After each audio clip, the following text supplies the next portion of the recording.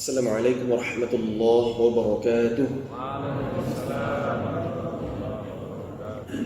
Alhamdulillahi wa kafa, wassalatu wassalamu ala rasulillahi al-mustafa wa ala alihi wa sahbihi ahli sidqi wal wafa. Allahumma inna na'udhu bika min ilmin la yanfa' wa min qalbin la yakhsha' wa min nafsin la tashba' wa min da'watin la yustajabu laha.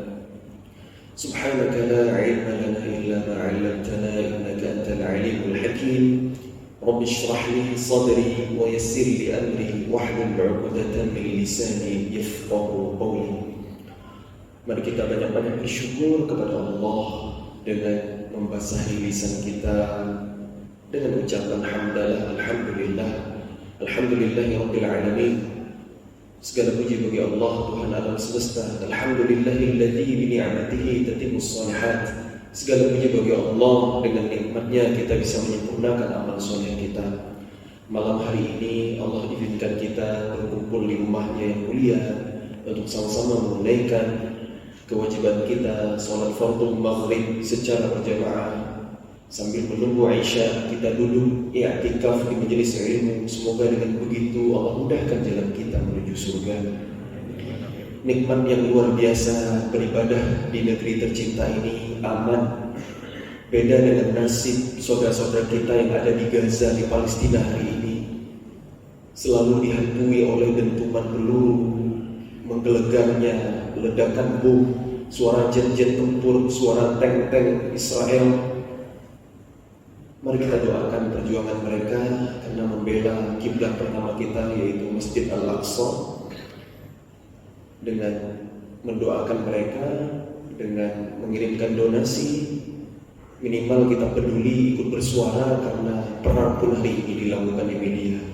Mari kita syukuri semua nikmat yang Allah berikan kepada kita dengan mentaatinya. Tak lupa selalu kita mengirimkan salawat kepada panutan kita, teladan kita, baginda Nabi Muhammad sallallahu alaihi wasallam. Allahumma shalli wa sallim ala nabiyyina wa sayyidina Muhammadin wa ala alihi wa sahbihi ajma'in. Semoga dengan kita bersalawat kepada Nabi, dengan kita mempelajari sejarah hidup Nabi, mengamalkan sunnah-sunnah Nabi, Allah memilih kita di antara umat Nabi kelak yang mendapatkan syafaat di akhirat. Amin ya rabbal alamin.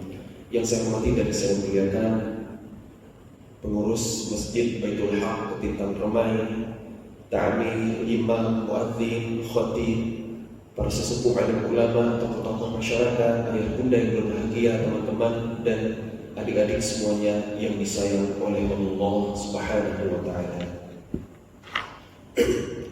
Kalau kita renungi firman Allah yang ada di Quran surah Ar-Rahman, begitu banyak Allah berikan nikmat kepada kita yang kita tidak mampu menghitungnya. Wa in ta'uddu ni'matallahi la tuhsuha.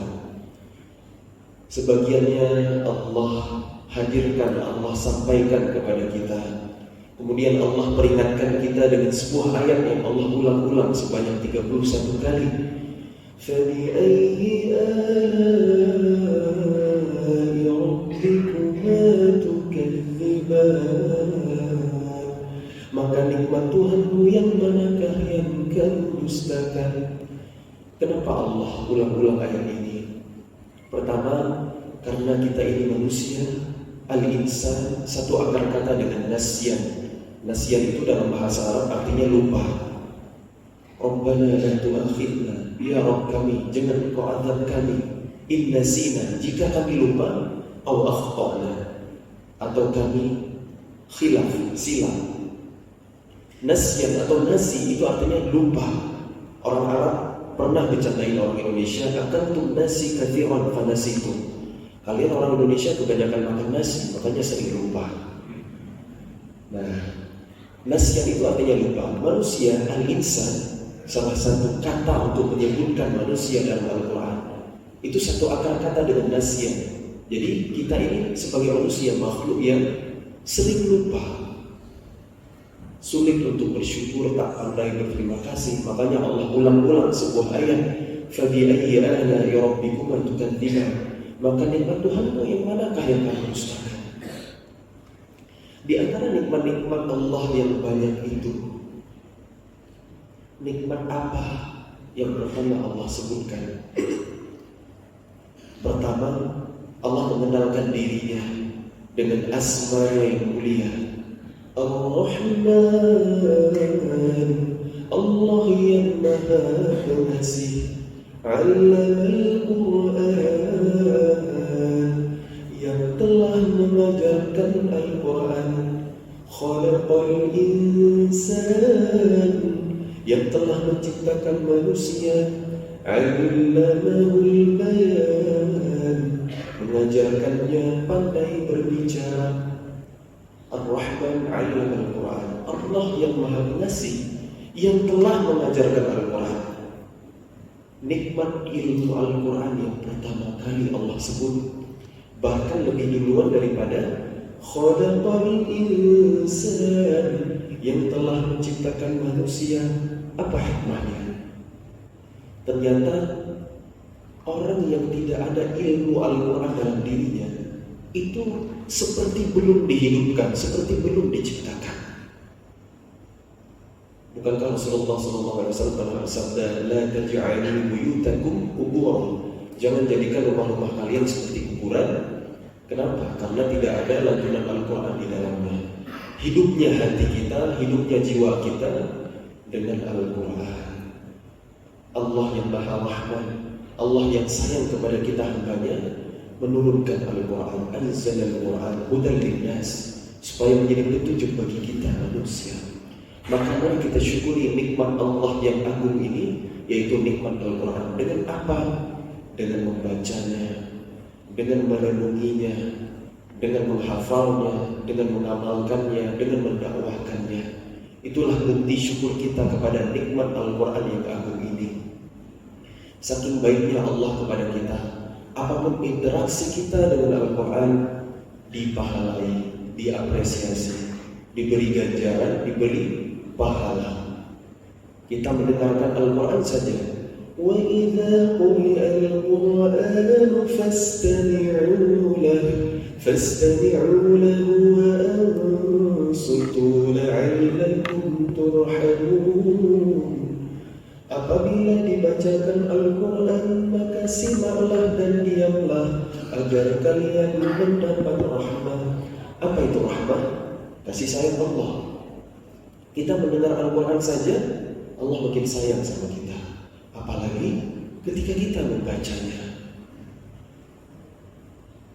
Bagi orang yang belum lancar membaca saja, falahu ajran, kata Rasulullah SAW. Baginya 2 pahala, double pahala membaca dan pahala belajar. Oh, kalau gitu nggak usah pintar-pintar ngaji, nggak gitu juga.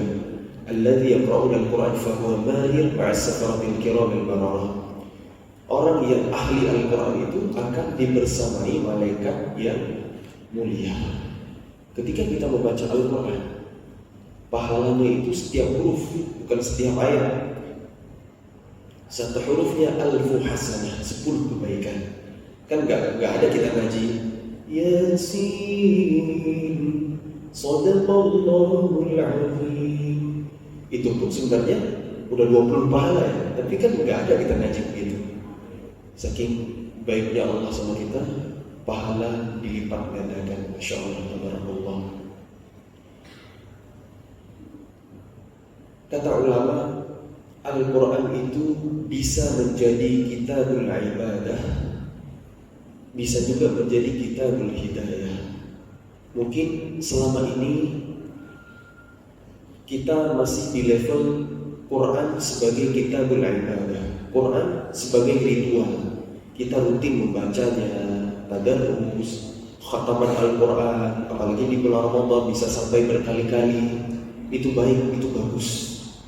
Rahmat Allah turunkan, menjadi penyembuh, menjadi obat, menjadi penenang jiwa dan hati kita. Wa nunazzilu minal Qur'ani ma huwa shifaa'un wa rahmatun lil mu'minin. Dan kami turunkan dari Al-Quran itu obat penyembuh dan rahmat bagi orang-orang yang beriman. Di level Quran sebagai kitab beribadah, Quran itu pun sudah memberikan banyak kebaikan dalam hidup kita, banyak keberkahan, banyak fadilah. Itu Quran sebagai kitabul ibadah, yaitu sekedar kita baca, sekedar kita khatamkan, sekedar kita lantunkan atau kita hafalkan, itu baik, bagus. Namun Al-Quran itu belum memberikan banyak manfaat dalam hidup kita, belum sempurna keistimewaannya kalau belum menjadi kitabul hidayah, kalau belum menjadi petunjuk dalam kehidupan kita. Kapan Al-Quran itu jadi petunjuk? Ketika dipahami, ketika direnungi. Oh, saya orang awam, saya bukan ulama tafsir, saya nggak ahli bahasa Arab. Gimana caranya memahami Al-Quran? Minimal dengan membaca terjemahan. Itu minimal. Karena terjemah pun sebenarnya belum lengkap, belum dalam, belum detail. Kita tidak bisa merasakan nikmatnya Al-Quran kalau hanya mengandalkan terjemah saja. Tapi itu pun belum kita lakukan. Belum sempurna kenikmatan Al-Quran kalau baru hanya membaca terjemah. Tapi itu pun belum kita lakukan. Coba saya tanya, di antara jamaah yang hadir di sini, siapa yang pernah mengkhatamkan Al-Quran seumur hidup 30 juz sekali saja, plus dengan artinya, plus dengan terjemahannya? Boleh angkat tangan? Gak usah takut ria. Ada Bapak Ibu? Nah, saking jauhnya kita dengan Al-Quran hari ini. Bahkan yang lebih parah lagi sebenarnya, Indonesia ini kan negara berpenduduk muslim terbesar di dunia. Tapi menurut BPS, menurut DMI, Dewan Masjid Indonesia, 65% umat Islam Indonesia itu tidak bisa mengaji, nggak bisa baca Quran. Sedih. Mudah-mudahan bukan kita, mudah-mudahan bukan keluarga kita. Ini tanggung jawab kita bersama. Saking jauhnya umat hari ini dengan Al-Quran, wajar kalau kita hari ini jadi umat yang tidak memimpin, jadi umat yang lemah kekuatannya, karena kita jauh dari Quran. Sebab Quran itu akan berimpact ketika Quran itu benar-benar dibaca, benar-benar ditadabburi, benar-benar direnungi, benar-benar diamalkan di setiap level kehidupan. Quran itu akan memberikan dampak perubahan yang luar biasa. Coba bayangkan, dulu Allah mengutus Rasulullah SAW di Jazirah Arab, gurun pasir yang tandus, gak ada hasil buminya, tidak dilirik sama sekali oleh dua adidaya dunia di zaman itu, yaitu Romawi dari barat dan Persia dari timur. Itu gak minat menjajah Jazirah Arab karena selalu syahwat kekuasaan di luar Islam, gak jauh-jauh dari urusan materi. Sehingga Jazirah Arab itu terbebas dari penjajahan kedua imperium besar pada masa itu. Allah utus Rasulullah di sana untuk memperbaiki keadaan masyarakat yang terbelakang, yang bahkan jahiliyah, rusaknya parah, membunuh anak perempuan yang baru lahir, dikubur hidup-hidup, yang kuat menindas yang lemah, perjudian, mabuk-mabukan, perzinahan adalah hal yang biasa, praktek ekonominya penuh dengan riba, tipu-menipu, timbangan palsu, rusaknya parah. Allah utus Rasulullah untuk memperbaiki keadaan masyarakat yang rusak itu. Berarti Rasulullah itu berjuang bukan dari nol, tapi dari minus. Namun kurang dari 40 tahun, keangkuhan Persia itu runtuh, kekobahan Romawi itu dipukul mundur, dan berdirilah peradaban Islam, memimpin dunia, menguasai lebih dari sepertiga bumi, dan bertahan 1400 tahun lamanya. Baru 100 tahun yang lalu, di tahun 1924, ketika runtuhnya Daulah Turki Utsmani, maka kita sekarang berada di fase mulkan Jabriyah. Kita ada di fase lemahnya kekuatan Islam. Kalau sebelumnya umat Islam itu kuat, bahkan memang peradaban yang kita lihat hari ini maju dengan kecanggihan teknologinya, Industri 5.0, bahkan sekarang Artificial Intelligence, AI, ini semua tidak terlepas dari sumbangsi keilmuan, cendekiawan di masa keemasan peradaban Islam. Karena peradaban ilmu adalah peradaban Islam. Wahyu pertama yang Allah perdengarkan kepada Nabi-Nya dari Al-Quran, Iqra' bismi rabbikal ladzi khalaq. Bacalah dengan menyebut nama Rabbmu yang telah menciptakan. Iqra, itu kalimat pertama. Ketika umat hari ini meninggalkan perintah pertama yang Allah perdengarkan kepada Nabi-Nya, wajarlah kita tertinggal.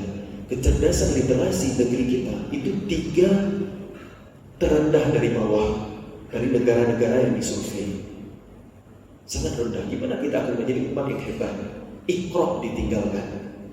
Padahal membaca adalah wasilah ilmu. Allah mengulang 2 kali kata Iqra di ayat pertama dan ayat ketiga. Kemudian Allah sebutkan 1 kata qalam, alladzi 'allama bil qalam 'allama al-insana ma lam ya'lam. Ada 3 kata ilmu, ada 3 wasilah ilmu. 2-nya Iqra, 1-nya qalam. Wasilah ilmu itu dengan membaca dan menulis. Porsinya 2:1 karena Allah sebutkan 2 kali Iqra, 1 kali qalam. Qalam itu artinya pena, alat untuk menulis. Hari ini juga bisa dimaknai dengan media. Nah, kalau kita malas membaca, maka bagaimana kita bisa menghasilkan tulisan yang berkualitas? Bukankah untuk bisa menghasilkan tulisan berkualitas, daftar pustakanya itu banyak? Shadaqallah. Allah menyebutkan 2 kali kata Iqra, 1 kali kata qalam. Inilah yang disampaikan oleh ulama dalam ulumul Quran atau dalam ilmu munasabah. Tidak ada yang kebetulan. Inilah mukjizat Quran. Peradaban Islam adalah peradaban ilmu. Wahyu pertama temanya tentang ilmu. Surah Al-Fatihah juga mengandung pesan ilmu. Ihdinas siratal mustaqim. Tunjukilah kami jalan yang lurus. Siratal mustaqim itu siratal ladzina an'amta 'alaihim, jalan orang-orang yang Engkau anugerahkan nikmat kepada mereka. Siapa? Minan nabiyyin was-siddiqin wasyuhada'i was-shalihin. Namun ciri mereka, kata ulama, siratal mustaqim adalah jalan orang-orang yang berilmu dan mengamalkan ilmunya. Ghairil maghdubi 'alaihim, umat yang dimurkai Allah adalah umat Yahudi. Kenapa? Karena mereka Allah beri ilmu tapi tidak mau mereka amalkan. Waladhdallin, bukan pula jalan mereka yang sesat. Siapa umat yang sesat? Umat Nasrani. Kenapa? Karena mereka beramal tanpa ilmu. Wa yunzirul ladzina qalu ittakhadallahu walada. Di awal surah Al-Kahfi Allah sampaikan untuk memperingatkan orang-orang yang mengatakan Allah itu mengambil seorang anak. Ma lahum bihi min 'ilm. Mereka itu tidak punya ilmu. Wala li'abaihim, tidak pula nenek-nenek moyang mereka. Yang selamat itu siratal mustaqim, ilmu diamalkan. Yang dimurkai Allah, dimarahi Allah, al-maghdubi 'alaihim, berilmu tidak diamalkan. Adh-dhalin, yang sesat, beramal tanpa ilmu. Lagi-lagi pesan penting dalam surah Al-Fatihah yang kita baca minimal 17 kali sehari semalam di tiap rakaat salat kita. Tema ilmu. Kemudian surah Al-Baqarah. Kisah pertama yang kita temui dalam Al-Quran adalah kisah Nabi Allah Adam alaihissalam. Temanya lagi-lagi tentang ilmu. Qala inni a'lamu ma la ta'lamun. Qalu subhanaka la 'ilma lana illa ma 'allamtana innaka antal 'alimul hakim. Kata ilmu itu Allah ulang banyak sekali. Sampai 9 kali Allah ulang untuk memuliakan ilmu dan ahli ilmu, karena kata angka 9 itu angka paling tinggi dalam bilangan. Mulai dari ayat 34 kata ilmunya hilang karena nama iblis mulai disebutkan. Wa idh qulna lil malaikati isjudu li adama fasajadu illa iblis aba wastakbara wa kana minal kafirin. Kenapa ilmu itu enggak dekat dengan iblis? Ilmu yang dari sisi Allah, ilmu yang membawa kebaikan, ilmu yang membawa keberkahan. Karena iblis itu aba, dia menolak perintah, wastakbar, dia takabur, wa kana minal kafirin, dan dia ingkar kepada Allah. Ilmu bukan untuk membuat kita merasa jumawa, merasa bangga, merasa hebat. Itu enggak jauhnya dengan iblis yang merasa lebih mulia dari Adam. Khalaqtani min nar wa khalaqtahu min tin. Kau ciptakan dia dari api, sedangkan kau ciptakan aku dari tanah. Maaf kembali. Engkau ciptakan Adam dari tanah dan kau ciptakan aku dari api. Khalaqtani min nar wa khalaqtahu min tin. Peradaban ilmu adalah peradaban Islam. Kampus tertua di dunia hari ini pun diakui oleh PBB itu dari peradaban Islam. University of Qarawiyyin, letaknya di negara Maroko hari ini, dulu wilayah Al-Maghribi. Itulah kenapa kalau kita wisuda menggunakan toga hari ini. Format toga itu kan jubah. Jubah adalah pakaian muslimin. Begitulah muslimin dulu memuliakan ahli ilmu dengan memakaikan pakaian khusus, jubah istimewa. Kemudian dipakaikan topi yang berbentuk datar di atasnya. Itu digunakan untuk meletakkan mushaf Al-Quran dalam rangka memuliakan ahli ilmu. Peradaban Islam adalah peradaban ilmu. Kecanggihan teknologi yang kita nikmati hari ini itu tidak terlepas dari penemuan-penemuan ilmuwan Islam. Internet, software, hardware, programming, itu semuanya pasti pakai algoritma. Algoritma itu dari mana? Algoritma itu berasal dari bahasa Arab, lughatul khawarizm. Bahasanya Al-Khawarizmi. Beliau menulis kitab Al-Jabru wal Muqabalah. Kalau nggak ada aljabar, nggak ada kecanggihan AI hari ini. Bahkan angka 0 itu ditemukan oleh Al-Khawarizmi. Bukankah coding itu pakai 0, 1, 0, 1, 0? Masya Allah. Hari ini kita mengabadikan momen dengan kamera. Itu temuannya Ibnu Al-Haytham. Dulu ilmuwan Islam itu ilmunya barokah. Karena mereka lurus dengan niatnya. Ilmu untuk mencari ridha Allah, bukan untuk mengumpulkan dunia semata. Ilmu untuk ibadah. Innama yakhsyallaha min ibadihi al-ulama. Sesungguhnya hamba-hamba Allah yang paling takut kepadanya adalah para ilmuwan. Ilmuwan bahasa kita, saintis bahasa Inggris, ulama atau alim bahasa Arab. Makin berilmu harusnya kita makin takut kepada Allah. Kalau ilmu yang kita pelajari enggak membuat kita wasjud wa qatarib, enggak membuat kita sujud kepada Allah, enggak membuat kita takut kepada Allah, itu bukan ilmu yang barokah. Karena dulu ilmuwan mengembangkan ilmu jauh dari ambisi dunia. Tujuannya adalah ibadah. Matematika itu erat kaitannya dengan ibadah muslimin, menghitung nisab zakat, mengelola harta baitul mal. Kemudian ilmu falak, astronomi, bukan sekedar wawasan. Ilmu dalam Islam bukan teoritis tapi praktis. Sallu kama ra'aitumuni usalli, kata Nabi. Salatlah sebagaimana kalian melihat aku salat. Itu kan praktis. Teorinya belakangan dirumuskan oleh ulama. Begitu juga dengan Quran. Fa idza qara'nahu fattabi' qur'anah. Apabila dibacakan Al-Quran, maka ikutilah bacaan itu. Praktek dulu, talaqi. Teori belakangan. Ilmu tajwid baru muncul 2 abad setelah Quran turun. Maka ilmu astronomi pun untuk ibadah. Rasi bintang menunjukkan arah kiblat, mengamati hilal, pergantian bulan dalam Hijriah, itu erat kaitannya dengan ibadah muslimin. Puasa Ramadan, Idul Fitri, menghitung kalender, itu butuh ilmu astronomi, makanya dikembangkan. Ilmu kedokteran, hari ini profesi dokter mungkin menjadi salah satu yang prestis di masyarakat kita. Apakah jadi dokter supaya kaya? Itu salahnya. Karena dulu muslimin ahli kedokteran banyak. Salah satunya Ibnu Sina, ada Ibnu Nafis, ada Abdul Qasim Az-Zahrawi yang menemukan 200 jenis alat bedah. Dulu kedokteran dikembangkan untuk menolong orang supaya mudah ibadahnya. Karena sakit itu mengganggu ibadah. Gak bisa sholat berjamaah ke masjid, gak bisa haji dan umroh, gak bisa jihad fisabilillah, makanya perlu ditolong. Itulah peradaban Islam. Ketika mereka menjadikan Al-Quran sebagai sumber ilmu tertinggi. Karena inspirasi muslimin itu selalu dari Quran. Misalnya hari ini Barat mengklaim penemu pesawat terbang dalam Wright saudara. Padahal tahun 900-an, itu jauh sebelum 1800-an yang diklaim oleh Barat. Abbas bin Firnas sudah duluan terbang.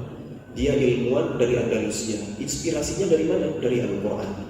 أَوَلَمْ يَرَوْا إِلَى الطَّيْرِ فَوْقَهُمْ صَافَّاتٍ وَيَقْبِضْنَ مَا يُمْسِكُهُنَّ إِلَّا الرَّحْمَنُ. Tidakkah mereka memperhatikan bagaimana burung bisa terbang, bisa mengepakkan dan mengantukkan sayap di udara? Siapa yang menahannya selain Allah yang Maha Rahman? Itu inspirasi ilmu Islam dulu dalam berkarya. Kalau kita hari ini disebutnya metode ilmiah, merumuskan masalah, menyusun hipotesa, kemudian menguji di lapangan, menarik kesimpulan, ujung-ujungnya jadi teori. Nah, teori itu akan dibantahkan lagi oleh teori berikutnya, gitu ya biasanya. Kalau dulu berangkat dari ayat Quran yang diyakini kebenarannya, dikembangkan menjadi ilmu pengetahuan, dikembangkan menjadi karya-karya yang bermanfaat. Mungkin tidak kita bahas detail karena keterbatasan waktu kita, tapi begitulah peradaban Islam.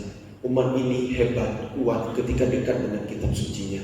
Ketika kita hari ini jauh dari Quran, ketika kita jauh dari mentadabburi Quran, mungkin kita bisa saja dekat dengan Al-Quran, tapi kita baru merasa dekat, padahal belum dekat.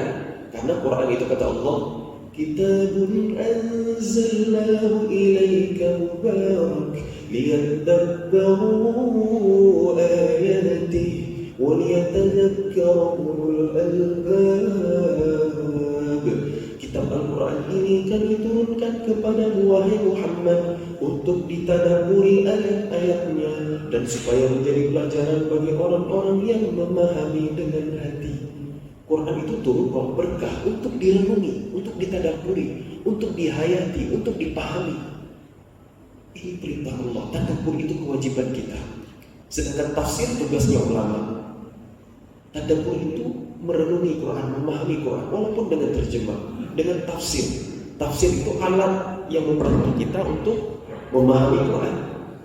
Apalagi kalau kita menguasai bahasa Arab, ilmu nahwu saraf, ilmu balaghah, pasti akan semakin dalam tadabbur kita. Kalau kita sebagai orang awam, maka bacalah tafsir para ulama atau minimal bacalah terjemah Al-Quran supaya kita bisa merenungi Quran.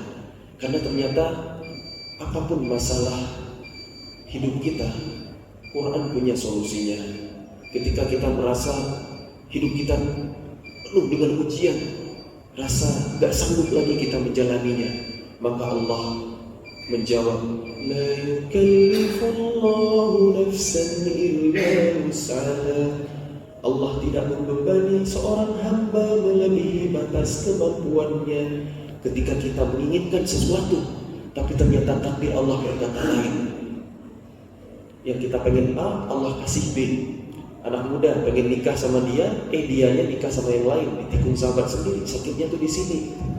Maka Allah menjawab, wa 'asa an takrahu syai'an wa huwa khairul lakum wa 'asa an tuhibbu syai'an wa huwa syarrul lakum. Boleh jadi kamu membenci sesuatu padahal itu baik bagimu, dan boleh jadi kamu menyukai sesuatu padahal itu buruk bagimu. Wallahu ya'lamu wa antum la ta'lamun. Allah tahu, kalian tak tahu. Apapun masalah hidup kita, Quran punya solusinya, Quran punya panduannya. Dari mulai lahir sampai kita meninggal dunia, Quran udah punya aturannya, udah punya guideline-nya. Cuma kita aja yang jauh dari Quran. Mau nikah, Quran surah An-Nisa ayat 1, ayat 19, ayat 24, Ar-Rum ayat 21, Al-Furqan ayat 74, At-Tahrim ayat 6. Mau punya anak, gimana caranya biar anaknya soleh? Tadabburi, amalkan Ali Imran dari mulai ayat 33-nya.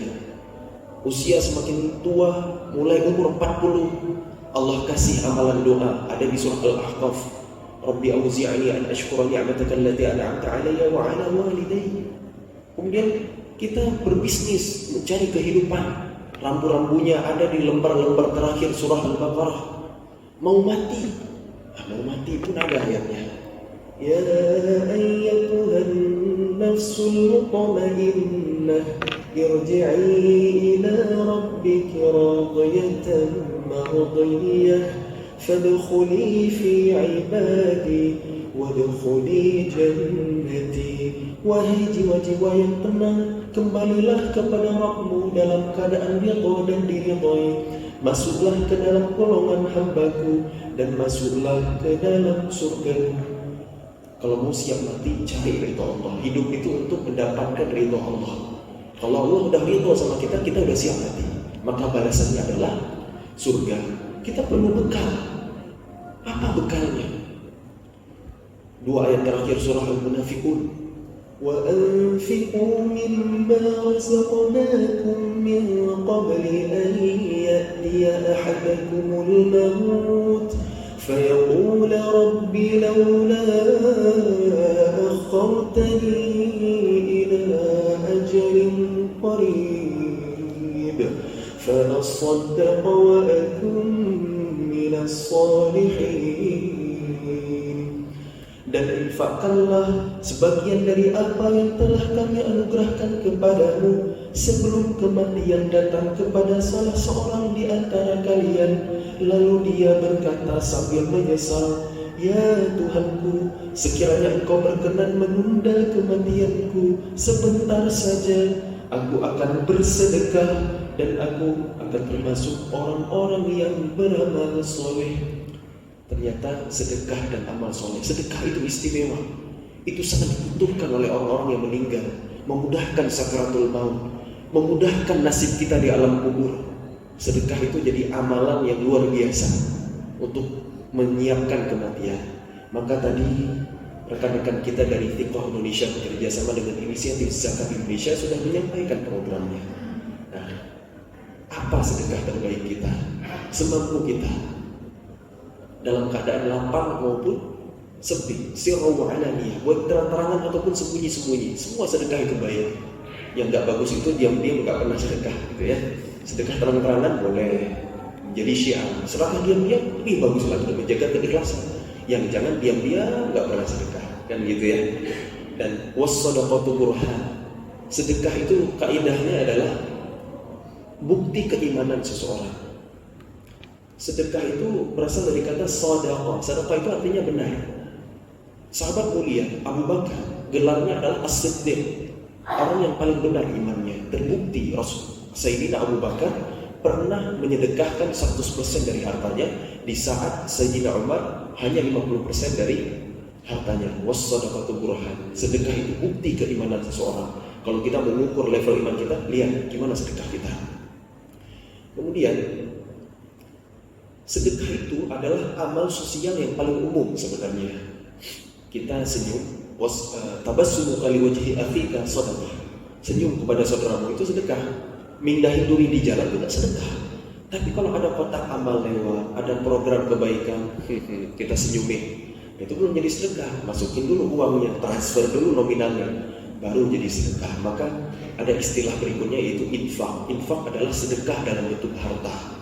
Nanti infak dibagi-bagi lagi. Ada zakat yang wajib, ada wakaf, itu membuktikan harta di jalan Allah. Seperti masjid ini, ya, walaupun kita nyumbang karpet, ganti keran masjid yang rusak, nyumbang kabel, ini semuanya wakaf, nggak boleh ditarik lagi. Karena harta wakaf itu milik Allah, nggak boleh dihibahkan, nggak boleh dijual, nggak boleh diwariskan. Wakaf itu milik Allah. Hukum asalnya sunnah muakkad, tapi begitu mengikat, begitu kuat syariatnya. Syarat wakaf itu luar biasa ya.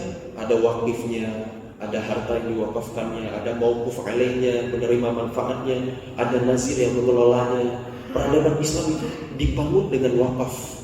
Wakaf-wakaf produktif yang manfaatnya balik ke umat. Kapan-kapan kita bahas tentang syariat ini. Kemudian ada juga infak secara biasa, sedekah.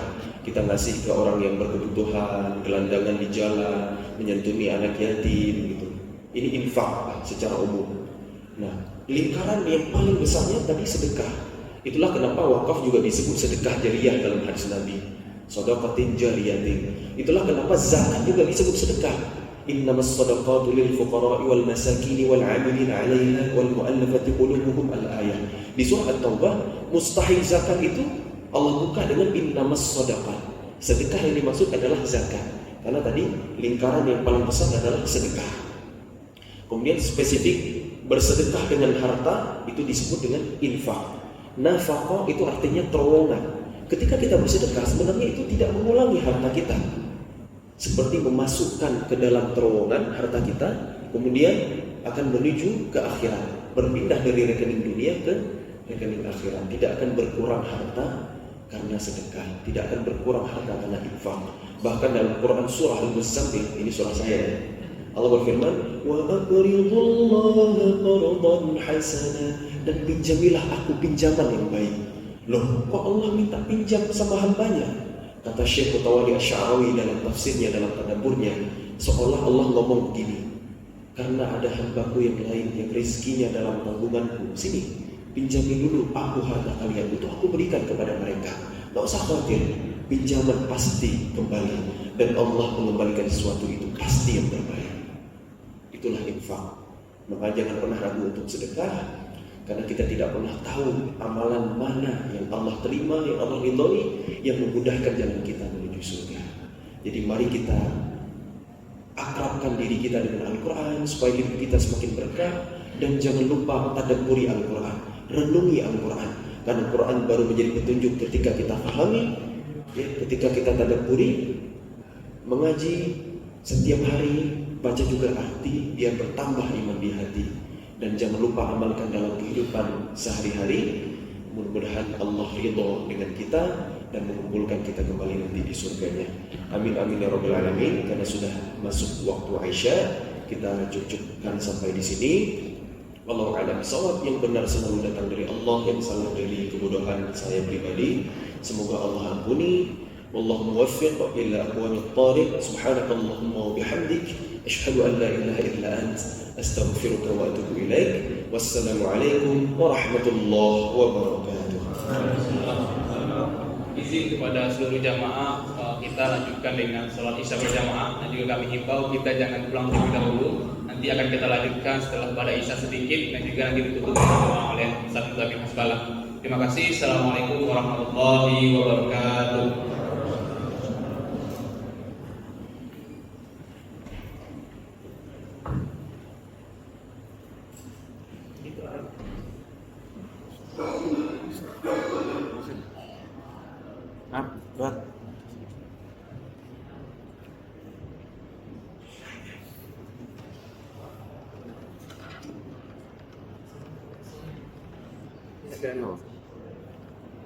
Dimasukkan orang.